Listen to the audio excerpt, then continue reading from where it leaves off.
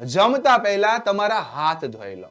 રમતા પહેલા તમારું હોમવર્ક પૂરું કરો. મિત્રો, આ પ્રકારના વાક્ય રોજિંદા જીવનમાં આપણે ઘણીવાર ઉપયોગમાં લેતા હોઈએ છીએ. હવે આ પ્રકારના વાક્યનું અંગ્રેજીમાં ટ્રાન્સલેશન કરવા માટે એક તમારે યાદ રાખવાનું છે સેન્ટેન્સ સ્ટ્રક્ચર. યસ, અહીંયા તમને એક વાક્ય આપેલું છે. હવે બધી જગ્યાએ તમને જમતા પહેલા, રમતા પહેલા આવો કેસ દેખાય છે. તો પહેલા મતલબ બિફોર, અને એની સાથે મારે લેવાનું છે ક્રિયાપદ રમતા અને જમતા, જે મારે લેવાનું છે આઈએનજી સ્વરૂપે, V4 સ્વરૂપે. બસ આ સ્ટ્રક્ચરને ધ્યાનમાં રાખીને તમે આરામથી ટ્રાન્સલેશન કરી શકો. જમતા પહેલા તમારા હાથ ધોઈ લો.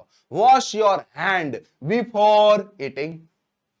રમતા પહેલા તમારું હોમવર્ક પૂરું કરો. Finish your homework before playing. મિત્રો, અહીંયા જે બિફોર ઇટિંગ અને બિફોર પ્લેઇંગ છે એ તમે શરૂઆતમાં લખીને પણ સેન્ટેન્સમાં ઇંગ્લિશમાં ટ્રાન્સલેશન કરી શકો છો. તો હવે આ બે વાક્યોને આધારે ટીવી જોતા પહેલા તમારો રૂમ સાફ કરો, એનો જવાબ તમારે આપવાનો છે કમેન્ટ સેક્શનમાં. Thank you.